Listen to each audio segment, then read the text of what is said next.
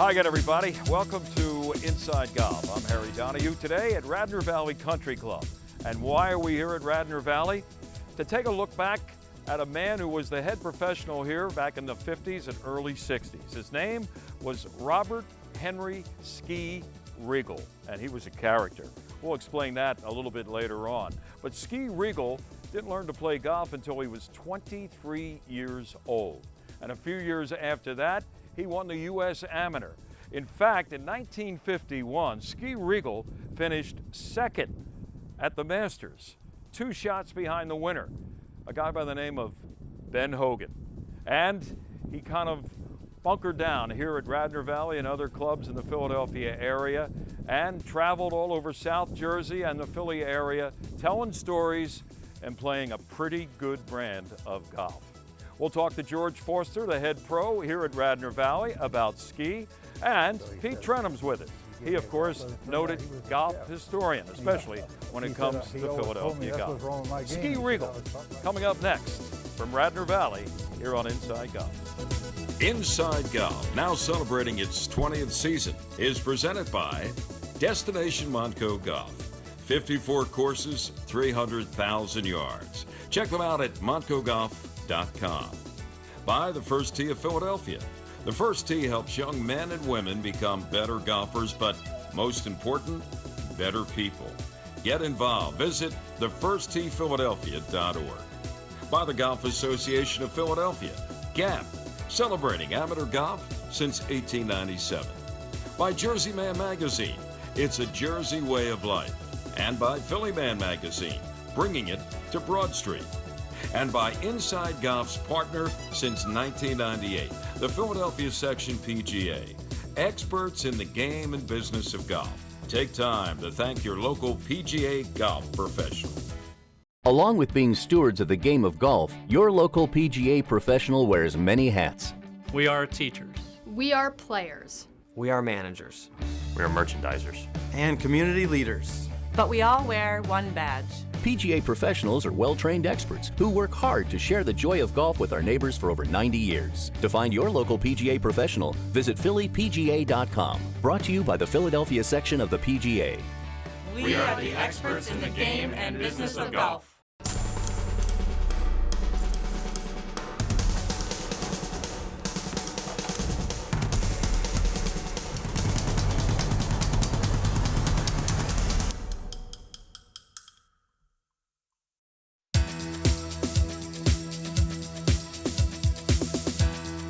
Welcome back to Inside Golf from Radnor Valley.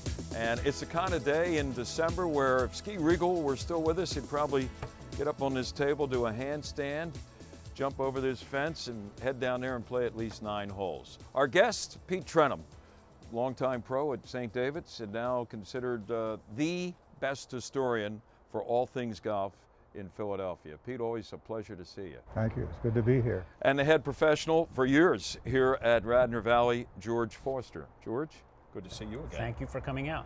We're glad we could do it. And the only thing missing, and talking to Skee Riegel here, because this is where Skee Riegel called home for a good part of his professional career. What were the years that he was here, George, as head professional? He was here from 1956 to 1961. Okay, so 1956, Pete wasn't too far removed from some of his highlights in his professional career. I guess he's 20 plus years older than me, but I certainly knew about him when I was young and knew a lot about him. Yeah, admired. Well, he finished second to Ben Hogan in the 51 Masters, so 5 years after that he was the head professional here at Radnor Valley. Let's talk about Skee Riegel, because you know, when you look at golfers today, you consider how these kids grew up at a young age playing junior golf, high school, college, and then bang, right onto the PGA Tour. That wasn't the case, Pete, no. with Skee Riegel. Tell us about it. Well, this is a real rarity. Most people start playing golf at least when they're 10 years old, or even playing a musical instrument, you know, really young, that ever turn out any good. And he didn't hit his first golf ball till he was 23 years old. 23, and he did it, what, on his honeymoon? His honeymoon, he got married, and his wife Edith was a golfer, and they were in Reno, and she said, maybe you ought to take a golf lesson. So he went down to the pro shop, and he asked if the pro was there, and they said the pro wasn't there. He said, I want to get a golf lesson there. He said, there was a guy sitting in the chair over there, a little heavy-set guy sitting in the chair. He said, I'll give you a lesson. So he said, he gave me a golf lesson. Turned out he was the chef. He said, he always told me that's what's wrong with my game. He said, I was taught by the chef instead of the pro. This story gets better and better, huh? I mean, so by the time you got to know Skee, because he was considerably older than you, was he still playing golf? How old was he at the time? I actually played some rounds of golf. I was paired with Skee in some tournaments, and it was amazing just to watch him play and be out there with a legend like Skee Riegel. And I'm sure he was filled with stories, huh? Oh, yeah. Yeah. And played a little bit, well, we played in the Masters and finished second to Hogan in '51, but he also used to match up with Hogan, and I'm sure you used to ask him a lot of questions about what that was like. I asked Skee when I was playing at Cape May National one time if Hogan ever revealed his secret to him. And Skee said no, he never really did. But Skee thought, and he referred to Hogan as Charlie. He had nicknames, I think Pete will tell you, for everybody. He referred to Ben Hogan as Charlie. He said, oh, you're a fan of Charlie's. I was like, oh yeah, I love Hogan. And he goes, no, I never revealed the secret, but he said, I think his secret was that you had to dig it out of the dirt. That's what Hogan used to say, meaning that you had to learn about your swing yourself. You had to learn what works and what doesn't work. So Skee thought that was his secret, but he never really revealed the secret to Skee. Talk a little bit about Skee.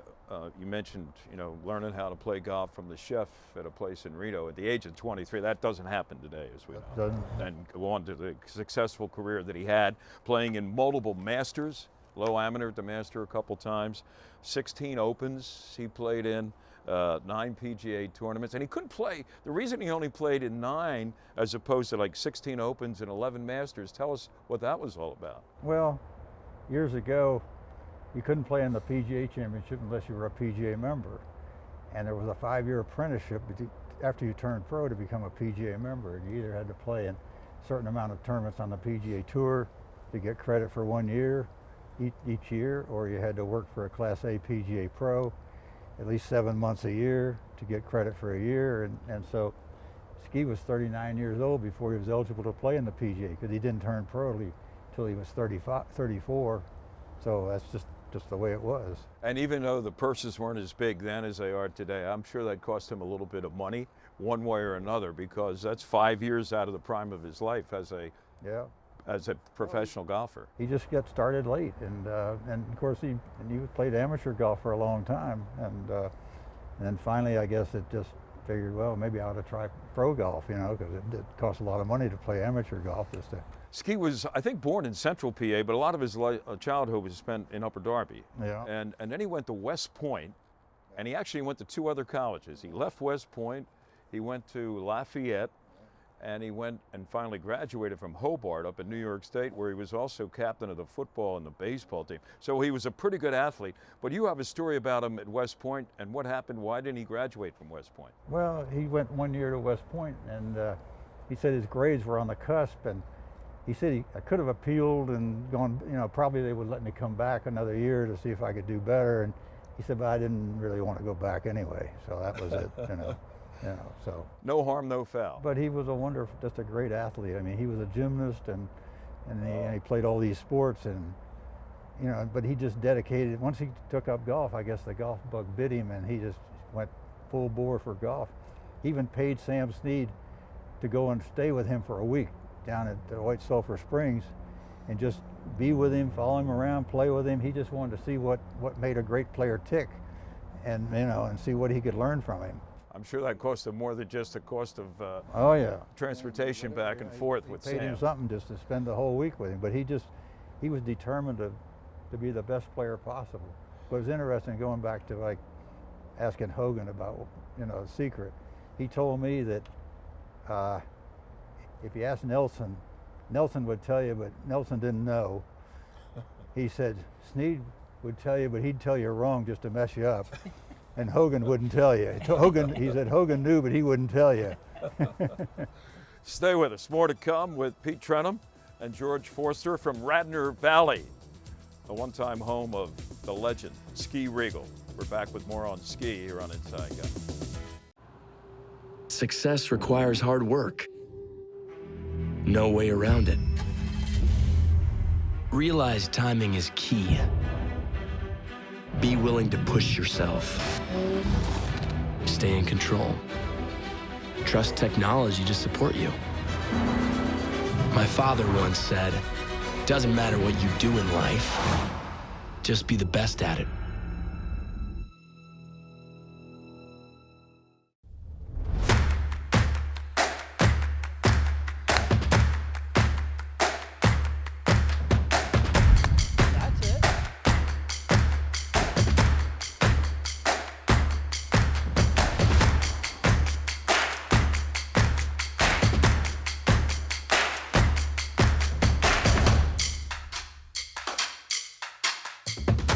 The first tee of Greater Philadelphia, where golf is more than a game.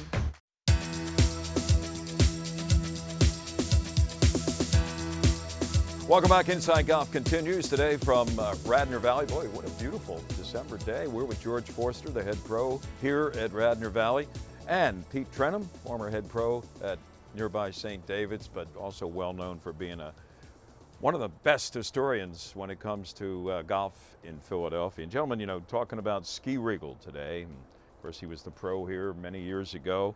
Passed away in 2009 at the age of 94. But Skee, and both of you know this because of personal experience, used to give nicknames to just about everybody he met, right? Pete, what was yours? Possum. Possum. And the explanation? Well, he thought my game was better than it looked. First time I played with him was late in my first year in Philadelphia in 1962. I got paired with him, and before the round was over, I was Possum. Possum. How Right. about that? Yeah. So he liked your game at least. Yeah, right.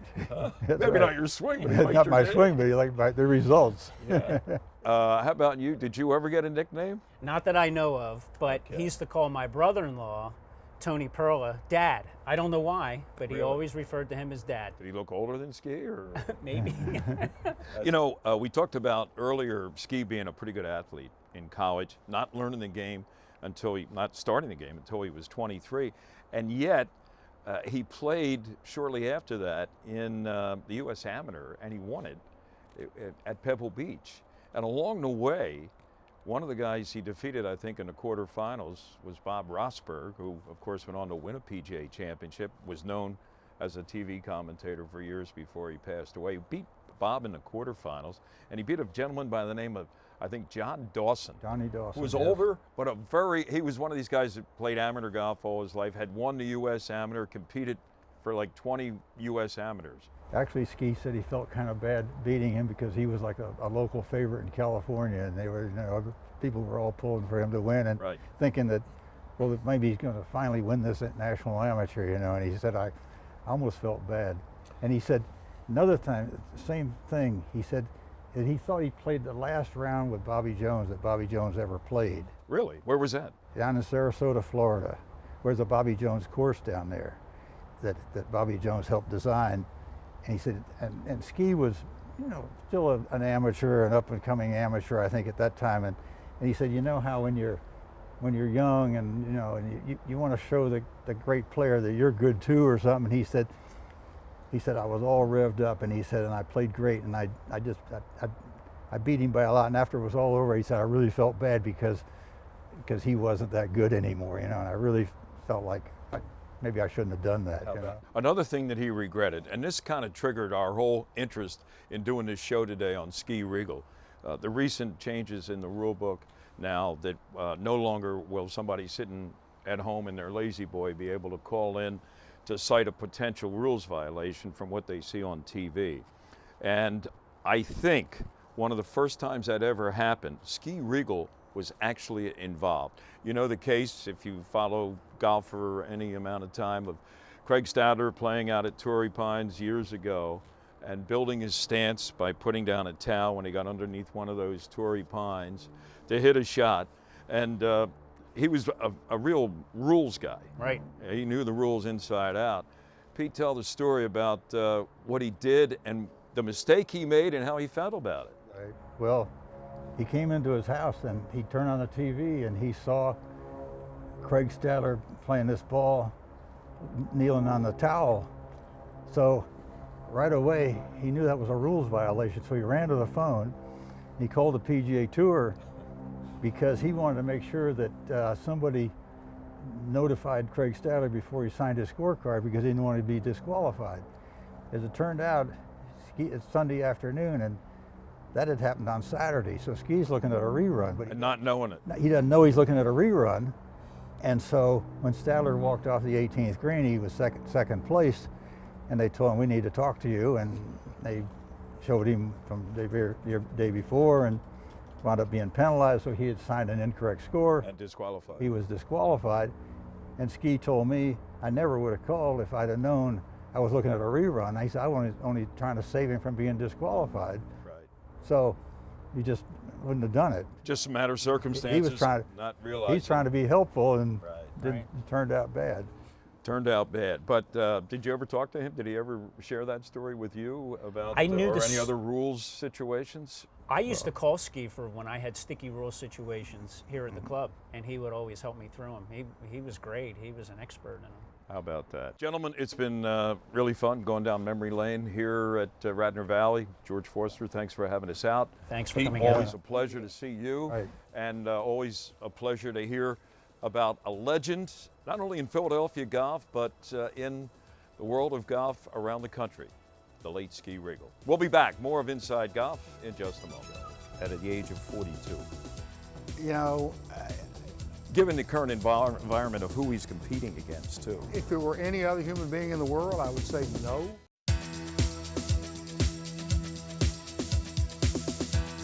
Welcome back. Inside Golf continues now with our teed-off panel here at the Bluebell Inn. And if you were here over the holidays, you know what a great time it was for your family and friends, for lunch or dinner. And how about this idea? You know, it's still a little cold outside for a month or two, maybe more. Not here at the Bluebell Inn. They have an enclosed area, beautiful fire pit, not just to look at, but to feel that warmth. It's the place to be, the Bluebell Inn. All right, our panel today includes Sean Palmer. He is Director of Golf for the Union League of Philadelphia. Good to see you again, Good to Sean. see you, Harry. Thanks.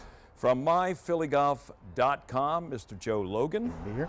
And the new president of the Golf Association of Philadelphia, Quinn Spitzer. Hi, Harry. Oh, good to see you again, Quinn. Let's talk, fellas, about, and it's been a while now, everybody's kind of settled into the idea that Tiger is back. Tiger Woods came back after, on a, shall we say, an adventurous 2017. Some medical problems, some legal problems. You would have never known it, though, Joe, when he was down there in the Bahamas a little while ago, and the way he played over 4 rounds, not 2 rounds, stayed in it, had one little speed bump that he hit on Saturday, but recovered nicely on Saturday. Even though he didn't win, I think he opened some people's eyes about Tiger Woods in the future. I agree. I mean, I had such low expectations that I have to say I was pleasantly surprised. You know, I still think he's one swing away from dropping to his knees. Is that everybody's fear? Yeah. Every time he was a fused back. You know, anything could happen. You never know. I mean, he said all his career, I will no longer play when I cannot compete, when I don't think I can win a golf tournament. I'm not going to enter it. Well, I think he's very close to that point now, but you know, maybe he's going to reevaluate. That said, I've got a great trivia question. Go ahead. Since 2008, who has won more tournaments on the PGA Tour than anybody else? Well, you're setting this up, right? Tiger Woods, That's right. 18. There you won go. 5 in 2013. I mean, who would have thought Tiger Woods has won the most tournaments since 2008? There you go. And at his age, what, 42? I mean, Jack at 46 won his last major, Quinn. Is it possible that we can see a major, not just down the road, but say this year, 2018 for Tiger Woods? Well, I tend to think it's unlikely. I mean, the one thing you have to say about Tiger, at one point he was the best golfer in the world, and whether you like him or you hate him, and there are plenty of people on both sides, he's good for golf because he generates interest, he generates conversation. But playing in an 18-person field is really very, very different than playing in the tournaments that really matter, the PGA Championship, the US Open, the Masters, the British Open. I think the likelihood of getting back to anything approximating where he was in the past is pretty low, but you know, it's going to be fun to watch, and the fact that he seems to be willing to compete is really good for all of us.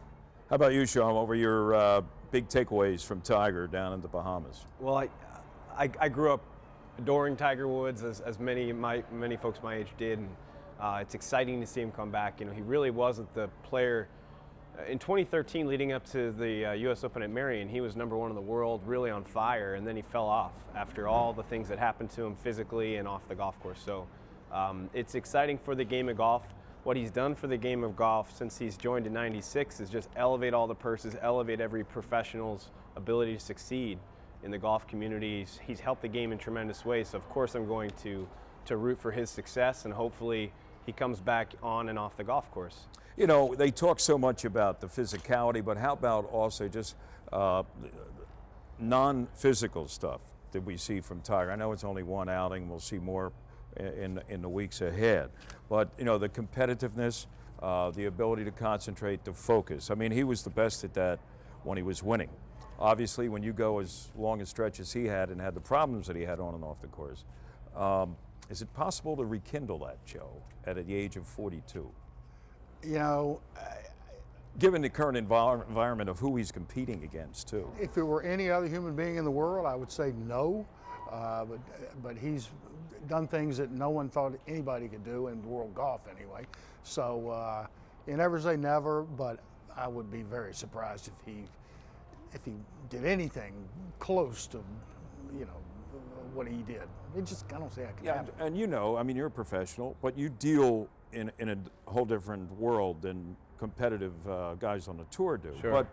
But how tough is it for you to spend 4 days, 5 days administrative duties, and then to go out and play, even with members golf, not even to mention playing in the local section tournaments? It's a whole different world out there. It is. It takes a little while to get back into that. I like to say I binge golf a little bit sometimes. I'll go on golf trips like Sand Valley or go to Scotland with members or do some great things, and I play a lot of golf right in a row, and then after a couple rounds you really get it back. But I feel like Tiger, being a co-captain of the President's Cup, he got that competitive edge back. He saw the top talent in the world competing at a high level, and he missed it. And I think he's a really competitive person, like Joe said, and to get him back in that realm, I think he could succeed. When he was at the top of his game, his short game and his mental ability was better than anyone. So if he gets that back, it'd be really exciting to see what he could do at places like at Augusta, where he has a really good field. You know, talking about 2018, Quinn, it's a Ryder Cup year, and Tiger right now is ranked, I think, number 668 in the world, okay? Forget the name, that's the ranking.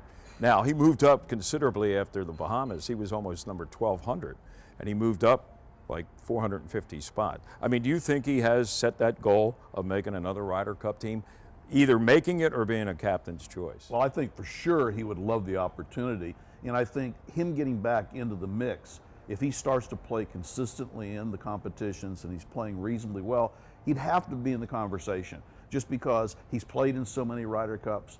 He understands the formatting. He always has the potential to be a great golfer again, and he might be somebody who would be a captain's choice. I'm going to end on this note. If everything stands okay with his back for the next 4 months, him back at Augusta, and coming up Friday on the cut line or something like that, people are going to be watching TV. If he's in competition, that will make a difference. Absolutely. And the fellows at Augusta and CBS, they're praying right now that that's the case. That's it for our panel. We'll be back with more of Inside Golf in a moment. Located in Bluebell, just a short drive from Plymouth Meeting, Bluestone Country Club offers a setting that's close at hand but feels like a world away. Bluestone offers a championship caliber golf course, practice facilities including a large driving range, separate chipping and putting areas, and a staff of PGA professionals. At the Country House at Bluestone, you'll find excellent food, superb service, and an outstanding setting. Their expert staff will assist in planning your next event, whether it's a wedding or simply a luncheon, dinner, or cocktail party. Check out Bluestone's variety of membership options. Much more than a golf course, Bluestone is a community. Along with being stewards of the game of golf, your local PGA professional wears many hats. We are teachers. We are players. We are managers. We are merchandisers. And community leaders. But we all wear one badge. PGA professionals are well-trained experts who work hard to share the joy of golf with our neighbors for over 90 years. To find your local PGA professional, visit phillypga.com. Brought to you by the Philadelphia section of the PGA. We are the experts in the game and business of golf. Well, that's going to do it for this week's edition of Inside Golf. Thanks for George Forster's help putting this together, talking about Skee Riegel. Skee was the former head pro here way back when. Speaking of Skee, George, you have this picture. This is the iconic shot of Ben Hogan and the 18th hole at Merion. And Ben won that, of course, in 1950, picked up a check for $4,000. And way down, not that far down, the name of Robert Skee Riegel. Right. Finished in a tie for 12th. He shot 294, Hogan 287, and Skee collected $133 for his efforts that week, huh? $133. And you have a little bit of memorabilia from Skee. I do. A few years back, I had a phone call from someone, and they said, I have this putter that has Skee Riegel's name on it, and it's a Wilson putter. Do you want to buy it? And he wanted a lot of money for it. We finally settled on like $100 or $150. I don't remember exactly what it was. But I wanted it because it's a piece of memorabilia that I think is really nice here at Radnor Valley Country Club. And they designed a putter for Skee, and it was sold. And it was called the Skee Riegel Custom. How about that? A lot of history here at Radnor Valley because of that gentleman there, Mr. Skee Riegel. I'm Harry Donahue. Remember, no matter how bad it's going for you, don't pick up. And we'll see you next time right here on Inside Golf. Inside Golf, now celebrating its 20th season, is presented by Destination Montco Golf. 54 courses, 300,000 yards. Check them out at montcogolf.com. By the First Tee of Philadelphia. The First Tee helps young men and women become better golfers, but most important, better people. Get involved. Visit thefirstteephiladelphia.org. By the Golf Association of Philadelphia, GAP, celebrating amateur golf since 1897. By Jersey Man Magazine, it's a Jersey way of life. And by Philly Man Magazine, bringing it to Broad Street. And by Inside Golf's partner since 1998, the Philadelphia Section PGA, experts in the game and business of golf. Take time to thank your local PGA golf professional.